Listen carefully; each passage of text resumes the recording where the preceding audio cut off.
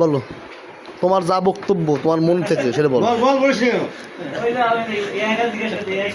কার হত্যার বিচার চাচ্ছ? আদির হত্যার বিচার চাচ্ছ না রামেশ হত্যার বিচার চাচ্ছ?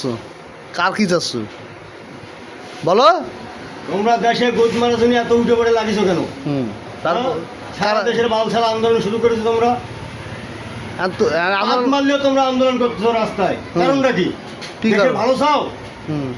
হ্যাঁ, অরাজকতা সৃষ্টি করো কেন? তাই দেশে ছোট ছোট বাচ্চাকে এরকম ভাবে নির্যাতন করতে তার আগে তো তোমার আত্মীয় স্বজন তোমার চাচারা এসে ধরে নিয়ে যাচ্ছে।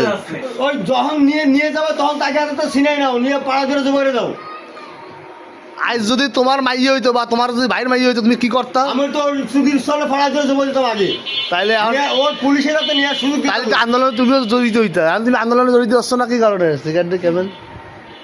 হ্যাঁ, সেদিন একটা ওই দাঁড়িয়ে পাঠা 4 বছরের শিশু নির্যাতন করেছে। কোন জায়গায় গেছিল? ওরা পুলিশ হাতে দিয়েছে। এটা কোন জায়গা? পুলিশ হাতে দেওয়া দরকার না। ওকে তো ধাইরে মাইরে লাগে। ওরা পাড়া মেরে ফেলতে হবে। ইমন ভাই কিছু বলেন? কি ঠিক কথা? বাংলাদেশের সরকারের আইন করা উচিত এই নোটিশ সালমাকে ধরার সাথে গুলিয়ে মেরে ফেলতে হবে।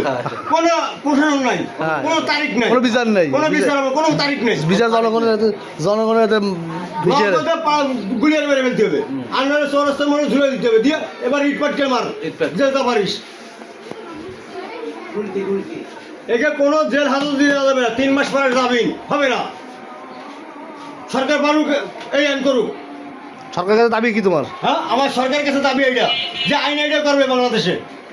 চৌরাস্তার মধ্যে ঝুলে দিয়ে পাথর মেরে ফেলতে হবে। কাকে কাকে তা কার বিচার? এই যে নারী নির্যাতনকারী, শিশু নির্যাতন। হ্যাঁ, এই যে নারী ও শিশু নির্যাতন ঝুলে ফেলতে হবে রাস্তায়, 4 রাস্তার মোড়ে। তোমার কথাই থাকবে, এটা তারেক রহমানের কাছে যাবে, তারেক রহমান দেখবে, সে দেখে বিবেচনা করবে। আমি তারেক রহমানরা বলি, সে যদি দেশের ভালো চায় তাহলে সে আইন পাশ করাবে সংসদে।